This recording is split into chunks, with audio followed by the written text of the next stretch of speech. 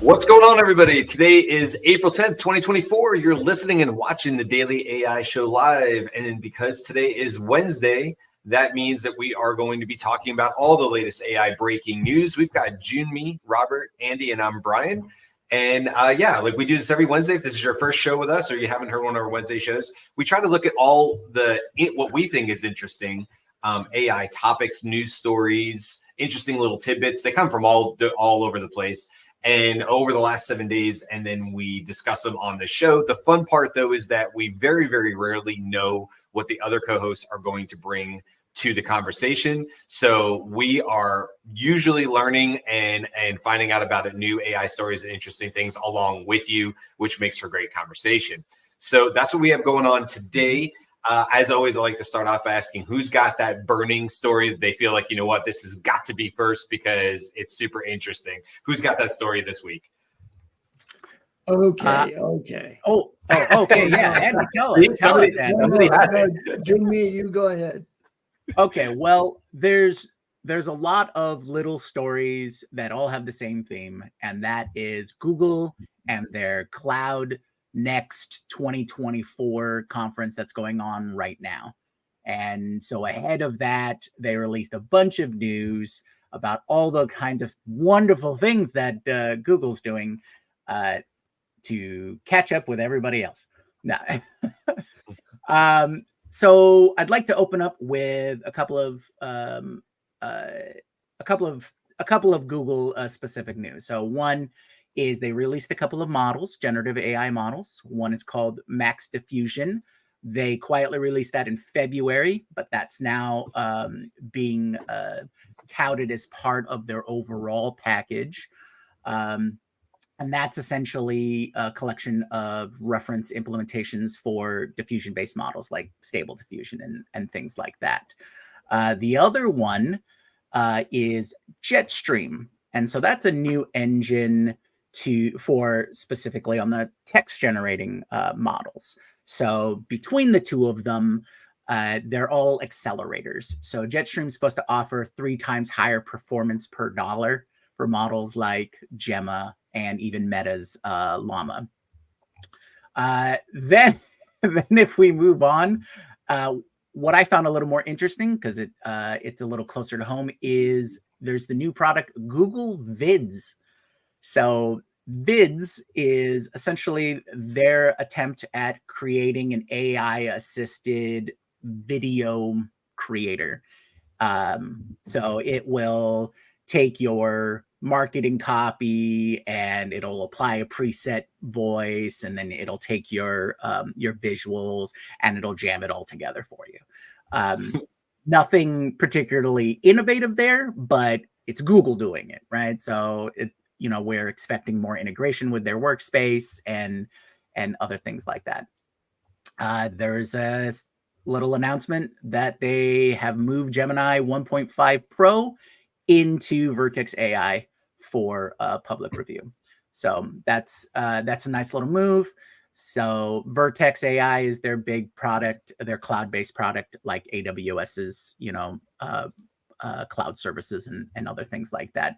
So enterprise level organizations can really start building out some stuff. Speaking of Vertex AI, they introduced an agent builder. So this is supposed to be a no-code solution to help you build AI agents in Vertex. I would really love to have had Carl on here today to see if he had any lovely experience with Google there. And then they're also talking about monetizing their AI offers. So they had a couple of new subscriptions for $10 a month to offer some workspace add-ons. So one was adding an AI component for meetings and messaging, so that it would, transcript, summarize, all of those benefits in Google Meet and things like that. The second one is an interesting add-on, which they're touting as AI security. So for an extra $10 a month, this feature will help admins, workspace admins, identify files and folder structures and access items on their in their workspace for potential sensitivity and things like that. That one interests me the most because number one, it seems to be just a monitoring kind of thing. It can scan everything apparently you can scan everything that you got, identify, oh, this is the ones that are the most, here are the holes, and you can go ahead and plug them. I'd really like to see it in action to see if it's, worth the add-on, or is this simply, at $10 extra a month, is this just cutting down the assessment process that any cybersecurity person that would go through when they set up their system. So we'll see. And they're taking another swing at generative AI imagery with Imagen 2, which is supposed to be better. How it's better? It's tied in with Vertex AI. But that's all that's being really revealed at this point. I'm sure if there's anybody who's at the actual Cloud Next conference, they might be able to get a little hands-on. I don't know. And some other minor ones is Google Workspace is going to be adding voice prompting to Gmail and tabs and docs and things like that. So it would that should help with productivity and things like that. That's pretty much all I saw in the big the big one though. There's a major one there that's Code Assist, which is going up against GitHub Copilot. Yeah, so that's GitHub true. Copilot has been the for engineers and developers, the major player out there for AI assisted coding. And then we got the news about the agentic one, which is Devin. But just in terms of in-console assistance to engineers, Microsoft has had GitHub, and GitHub is a repository for all kinds of things. So now Google is offering Code Assist, which will probably, rival and or match or exceed the capabilities of GitHub Copilot. We can hope. Yes. Yeah. Case in point, Google is, that's a lot of stuff coming out. We're not surprised to see what Google is putting out there. And, I think these steps towards, the Google Drive, the Google Suite, these kind of things, plus the coding, it's encouraging. I mean, Scaled, our company uses Google Drive. That's sort of where our data lies, and it's not the best solution right now. We certainly know it can get better, so it'd be really interesting to see over the next couple of months how they drastically improve that business side end of Google. Just so I can do, maybe it's a voice search, maybe it's just a natural language search.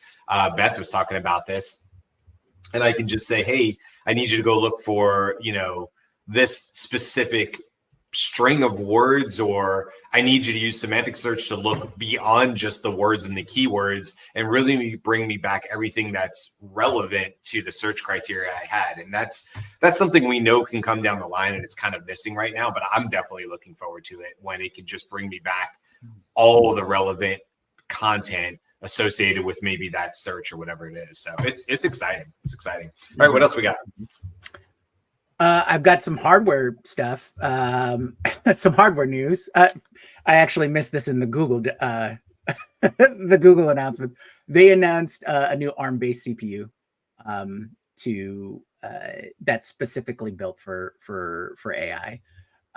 Intel has said that second quarter is when they're planning to have access to their new chip that they announced a little while ago, a few months ago, about to compete with the H100s from NVIDIA. And they say their accelerator will give you even 50% more performance in certain training functions and things like that.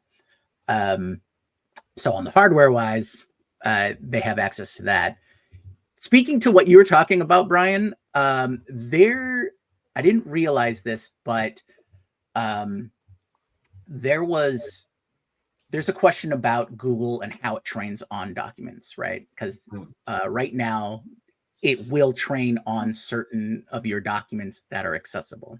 So I was reading this one article that was talking about the Google confirmed that they only train on publicly available Google Docs.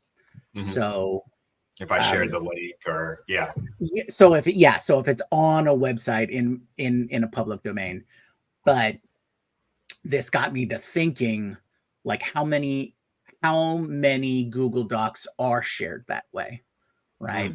If it's in some sort of public forum, it's not that you don't have to worry about if you share it within your own email. You don't have to worry about if you share it within your own company, and it's not just anyone with link.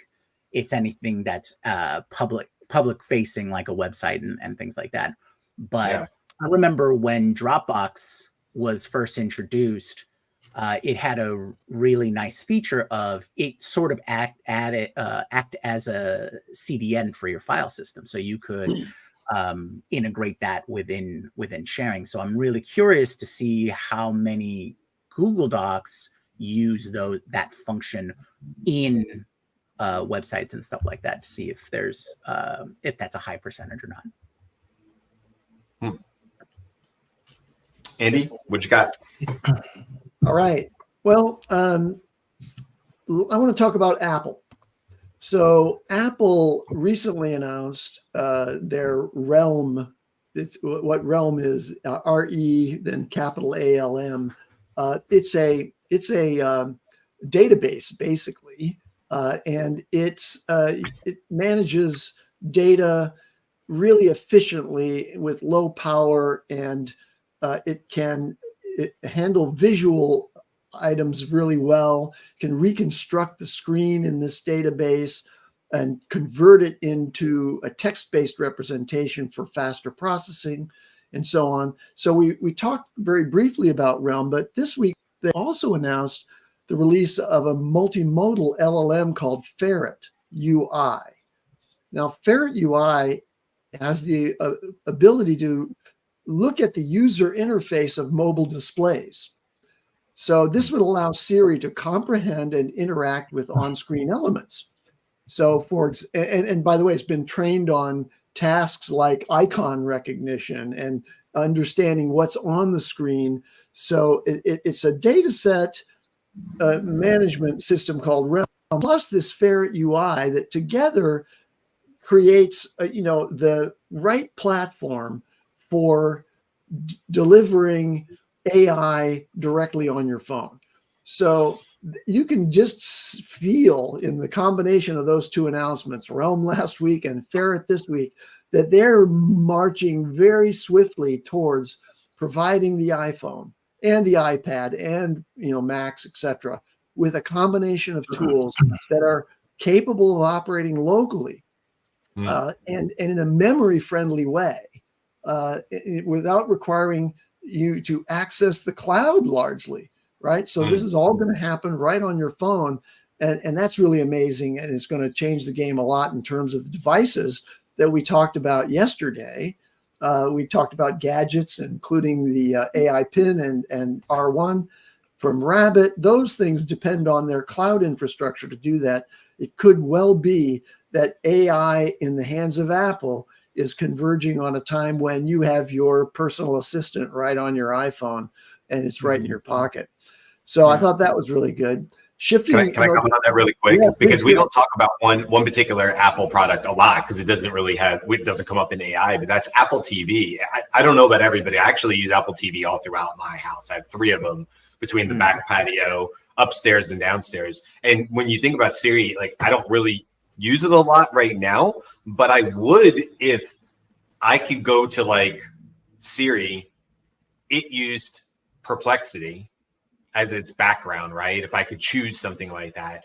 And then it brought me back the answer, and Siri did that and used some of this Realm technology and stuff but then also like this idea of personally curating maybe 3 or 4 YouTube videos that are waiting for me when I get to my Apple TV. That's like, hey, you were asking about this, and I've curated this list and it's ready to go. And if there's like a way that Siri can kind of combine the ecosystem of different products from the Apple Watch to the Apple TV and all that, I think it's going to be, I'm really excited about that, because I think it's like a missing piece within like your home automation ecosystem of all that stuff. So I don't know if that's coming or whatever, but I don't know, Andy, when you talk about that, I'm like, oh, that would be cool in my house. I don't know what everybody thinks, but I would enjoy that. Well, what struck me about it was that since it was UI based and it could recognize what was on the screen, and the abstract specifically talks about whether it's in horizontal or in, or vertical and horizontal. Since it's on the UI level, wouldn't that mean then that the AI would have access to insights on any app? If it can recognize everything that's on the screen, it doesn't matter. We got to realize they already have the back end. They already have the access to the back end of what's going on in the app and the data that's being captured. So what you're combining the back end with the user interface experience, and so the user can query the language model to interact with the interface, not just the back-end data. That's the big unlock. This is absolutely huge, because we've been talking about, different apps that can read the screen and be able to interact with the buttons and the app's interface. That's the big unlock. But now you can do it with a language model. Now, obviously, the hope is that this is going to be a Siri interface. Like that's the new Siri, that you can just ask it, and Siri's going to be LLM powered. We shall see. But back to your point, Brian, about in the home. I'm not sure if we talked about this last week because I wasn't on the Wednesday, but the AI robot. So Apple's robot. So they've taken all their money away from the car and say, yeah, we're gonna scuttle that ship because we didn't decide to make the car. We're going to throw all of the money into the Apple robot. And they have 2 different versions they're pitching, one that sits on the counter, one that follows you around the house like a little lost puppy, which, again, another way Apple's trying to get into the AI game. We'll see how it goes. Yeah, Brian, to your point about Apple TV, it's referenced that the Realm database and you're adding to it the Ferret UI capabilities that are focused largely on the small UI of the phone, has been trained on the mobile, sort of offline first kind of approach. Well, Apple TV is online constantly, as your phone can be as well. But it says that data persistent database, which is a memory friendly, object oriented database, is going to be integrated into various platforms, including iOS, iPad, Apple Watch, and Apple TV. There you called it. I wanted to say that the reference is there. They're definitely going to include that. Yeah, it's good. It's interesting. I don't want to get into the other news, but it's interesting. I don't really know how popular of a product Apple TV is. I find it to be awesome, and I've used it in my house for years now. But it's like it doesn't get a lot of love at the conferences and stuff like that. They make minor updates. They go to 4K, whatever. So it'll just be interesting to see how maybe it's a tool that's had seen as far as it maybe could go, but now this new AI technology might bring it back into the fold even more so. That's just interesting. All right, I know I stopped you, Andy. You had a few more, and I want to make sure we get to Robert. Especially Robert, do you have to cut out at 30? Okay, why don't we switch over to Robert really quick? So I want to make sure we get your news stories in, and then we can always switch back. Well, I will say that Jimmy stole a lot of my thunder. But I because I do a similar call to some of our owners every week, and the things that I came up, I'm not sure we talked about Command R Plus, the Cohere's model last week. That's a big deal. If you're in the enterprise sector, they've been ranked pretty high, so that's an interesting model. Adobe had their conference. They're looking at more custom models for their users and their services, which I thought was an interesting play. And obviously they're keeping that subscription model, the Adobe Creatives Cloud, which I'm a subscriber of, and just having Firefly, I've been playing around with it with inside Adobe and Adobe Acrobat, I'm sorry, and it hasn't quite got the unlock yet. I haven't quite like leaped forward in my productivity, but I see where they're going with it, which I thought was kind of interesting. You know, there's talks about Microsoft spending 2.4 billion in Japan building out their AI infrastructure there, which is an interesting news snippet. Stable Audio 2.0 came out, which if anybody's played with that, that's pretty fun. Has anybody played with that yet by any chance? No. Okay, here, I'll share my screen because I was playing with it and I thought it was Chrome tab, no, window, yes. Shoot, here it is. Okay, so let's do so what is interesting about Stable Audio is that you can upload sound, but more importantly, you can actually wait, hold on a second. You can make noises. So you're gonna hate this, Brian, since you're a guitarist, but you can basically say you can do a sound like whistle, right? And it's say convert that to electric guitar. So you have like these input vocals like this guy. Can you hear that? Now, are you sharing your tab? You got to share your tab if you want to hear. Okay, anyway, so there's a beatboxer that did a beat, and then they changed it into a lo-fi hip hop chill hop song, right? So that's different than the other audio tools like Suno, and so you can upload sounds, you can make sounds, you can whistle, you can do a beat just so you're thinking in the car. It can convert it to a certain type of style. I've created a couple of songs on here. The cool thing also is that you can pick, you can pick, where's mine? Home. Anyway, I was going to show you mine. You can pick like certain genres like progressive house or grunge, and it can kind of align your request to that type of style. So it makes it a little bit easier to reach.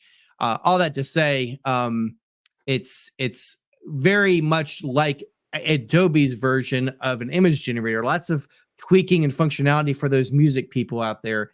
Of course, they do make you confirm that that it's not copyrighted material, so you can't upload a Taylor Swift song and then say changes to grunge, or just hum a song that's like, you know, one of those and then turn it into an own song. Which is like, good luck. I mean, are they going to have every copyrighted song in their corpus? So if you whistled an old 60s, I don't know. But anyway, I thought it was kind of GCD. I mean, you know what I mean? It's like those are the three most popular chords in the world. Yeah. So what are you going to do about it? Although I do think this is an untapped a potential for you, Robert. You talked about you already made music. I mean, when are we going to see the combo of cooking with Robert on TikTok and the music behind it? I want the whole thing now. You know, I will say if you only knew, I already created intro music for most of my podcasts or my webinars that I do, and it's always 80s synth pops themed, and it's pretty cool. I think it does a good job. And so maybe I'll do one for my cooking channel. Yeah, good idea. Yeah, so moving on, and just I'll do a couple more here. Did anybody hear about Amazon getting busted? Not Amazon. Okay, no. so I thought it was interesting. So this is kind of old news a little bit, but you know, Amazon had this walk in the store and take whatever you want and walk out, and it charges you for it. It's all AI powered. Well, come to find out, they just scuttled that program. They're not allowing that anymore. They're changing it to you're going to scan it when you put it in your cart. So that's their new model. My point is this: it wasn't AI. It was 1,000 Indians. I say that with tongue in cheek, but there was a group of 1,000 employees in India that were watching the cameras and tracking your purchase, and then they would send you a receipt after they would track what you purchased and whatnot. There were cameras there. There was machine learning involved, but there were 1,000 employees that were watching all of the people that walked in the store. So I thought that was very interesting because they touted it as AI, but then and it's not. And I think the reason why they did that is because, we're going to say it's AI, but then we're going to actually, make it 100% AI in the coming months, and they never ended up doing it. Maybe it was harder than they thought. So maybe it was like 50% AI because machine learning was involved, but not the final purchase. There's humans involved mostly. So Anyway, I did that experience back in Seattle 2 Christmases ago, and you do it for the novelty of it, and then I think it would quickly wear off. So I'm not surprised to see it kind of go away. But it's Amazon, so they're going to morph this into some other ways. Case in point, same time two Christmases ago, I went into one of their it was like their Amazon top 5 or top whatever they called it. And it was a store that had all the top stuff from Amazon in a physical store. But in there, for the first time ever, you could pay with your palm, right? You could do a palm scanner or whatever. Those are now in my Whole Foods, in my local Whole Foods down the block. So it's interesting, you see these little incubator stuff, and then they kind of go away, and Amazon's like, no, we're not going to do that. And all of a sudden, some version of that just walk out without the human intervention will show up in Whole Foods. So it's interesting how you sort of see the path of those. Yep. I have a couple more, but I'll leave it to Andy to just close it out. You're on mute, maybe? We can't hear you. Sorry, I had muted myself while typing. So I wanted to follow on your comment about Command R Plus from Cohere, and just add a few little highlights. You mentioned that this is really for enterprise grade applications, and that's what Cohere is focusing on here. Command R Plus, it kind of popped up and took a commanding position in the leaderboard of the frontier models. Now, this Command R Plus LLM has been optimized for retrieval augmented generation for enterprises. So it's going to work against your enterprise data, and it has all the tools and tricks necessary to do that really efficiently and with a high degree of reasoning and capability that matches the level of Claude 3 Sonnet. Okay, and it's open source. So that's an interesting combination. It's available on Microsoft Azure AI. So if you're working in the Microsoft ecosystem, you can employ Command R Plus, and you're getting one of the top. So I wanted to just reference the leaderboard again, because this is the frontier leaderboard. Frontier models beating the ones that are really out there, the most expensive and the most capable models. Claude 3 Opus has 2 points in 1255, 2 points over GPT-4 1106 preview. So they're neck and neck. There's really indistinguishable differences there in terms of their performance metrics. But of course, there are lots of more anecdotal and personal experience differences that you're going to have between GPT-4 and Claude 3 Opus. The next one, any guesses on what's next up in after those two? Bard, Gemini Pro, right? That's next on that. Impossible. I don't believe you. It's there. It's right on the list. And then after that, but only 4 points behind it, is Claude 3 Sonnet. And then you drop 10 points to get to Command R Plus. And it's ahead of Claude 3 Haiku. It's ahead of GPT-4 0314. But hey, a Llama's coming out next month. More like in a couple weeks. Llama 3. That's right. Llama 3. And a couple of smaller versions of it too. Yeah. Right. And if it's any good, I'm definitely buying the Ray-Bans. Let's pause on that real quick, because that was one of the things I was going to mention. This is from Nick Clegg last night in London. So very, very recent to now. He's Meta's president of global affairs. This is his quote on it, just real quick. Within the next month, actually less, hopefully in a very short period of time, we hope to start rolling out our new suite of next generation foundation models, Llama 3. There will be a number of different models with different capabilities, different versatilities. Sounds like Anthropic to me. Released during the course of this year, starting really very soon. And they said they haven't released how big it will be. Just for reference, Llama 2 was released, was sort of leaked, then released in July of 2023. So not quite a year, but actually coming up on it. And it was trained on 70 billion parameters. And they believe that Llama 3 will be trained on 140, so double the size to it. So just wanted to bring that up because I didn't want to skate over that. That was a very breaking news, a recent announcement from when we're doing this show. So. Right. So to wrap it up, what we've talked about primarily here today is Google, Apple, and Meta. And we also talked about Intel and NVIDIA on the chip side. Let's bring in Grok too. We can't forget about old Grok with Elon Musk. Elon Musk has come out with a quote. You got to love Elon Musk quotes because they're very bullish a lot of times. But this is what he said: if you define AGI, which is artificial general intelligence, as smarter than the smartest human, I think it's probably next year, within 2 years. Musk said while asked about the timeline for development of AGI. And then he goes on to say that the lack of chips and the constraint on chip production is what's hampering Grok's version 2 model. But Grok, Grok is out there, whether it's competitive or where it fits into the whole range of LLMs and stuff. Obviously, he's doing more of a play through, X, formerly Twitter. So it'll be interesting to see. But, I don't know. Grok could always come out and really surprise people. It says Musk says training the Grok 2 model took about 20,000 of NVIDIA's H100 GPUs. 20,000 of them. That's massive. And he said Grok 3 model will beyond will require 100,000 NVIDIA H1 chips. Oh, they'll use Blackwell chips for that. Yeah. You're going to have to put that stuff in the ocean in order to keep it cool. That's what I think. You're going to have to submerge all this. I know Microsoft worked on that. We haven't talked about that in a long time, whether people are still doing that, but they were testing submerging, right? Data centers literally right off the coast in the water because, it does kind of make sense if you want. Well, the main reason why is because it's not in any there's no jurisdictional laws. It's maritime laws. So if you do it out in the ocean, you're not subject to any of the countries. That's one of the reasons why they do it on a boat. So that's also cool. Yeah. Yeah, you can bury it in some 60 feet deep in a mountain somewhere and get like an ambient temperature or whatever like that. But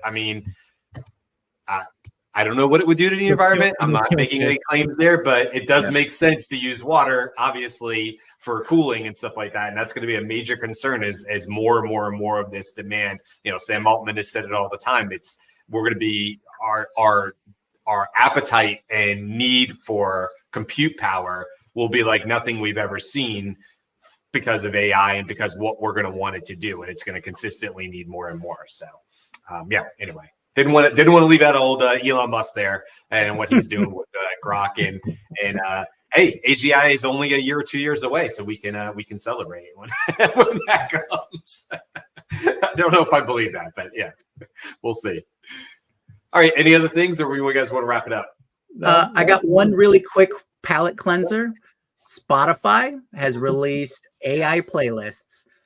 For me, I like this idea because sometimes I just want to listen to some music that I have not listened to before, and I just want to be able to tell it, give me some wacky, random stuff from types of music I've never heard. Go. And I don't know if anyone else will use it that way, but that seems really appealing to me. I thought their AI DJ that they have is actually pretty good. It was pretty good right out of the box. I was impressed with it. I've used it many times in the car where you just want to get in and hit something right away. So I like it. Whether we will start seeing playlists of completely AI generated music in the future, that will be very interesting. What does that mean? Will people like it? Right now, there seems to be a bit of a cringe towards some of the AI music, but as Matt Wolf and many, many other people say all the time, this is the worst it'll ever be. So if you're like, that's not that impressive of music from Loudly or Suno or any of these, well, it will be. It will be eventually indistinguishable from a brand new written track from one of your favorite artists. And you can say, oh, boo-hoo, it doesn't have the human and stuff like that. I think in a matter of time, you're not really going to be able to tell the difference a lot of times. So that's all coming, obviously, in the music industry. All right. Listen, we'll wrap it up there. Tomorrow, we're talking about, I got to say it right, Ethan Malick's book, Co-Intelligence. I had a chance to read that last week. It's a really, really good book. I really think it has some amazing points in it. And so we want to do a show about that and give props to a well-written book that considering it's a book and it had to be written, in advance of it being published and books being made and stuff, it actually is still very relevant to what's going on. And he talks about how he went about trying to make sure that the book could not be evergreen, but stand up to the day it was released because AI moves so quick. So that's tomorrow. And then on Friday, we're doing our review of Hyperwrite, but not just specifically Hyperwrite, but actually getting into some of these things like commanding and taking control of your computer and on-premises computing. So that's going to be really interesting as well, because that could be a peek into what agents look like in the near future. We'll have to see. So that's what we have left for this week. Thanks to Robert, who had to jump. Thanks, Jimmy and Andy. And we will see you guys tomorrow. Till then, bye. Aloha.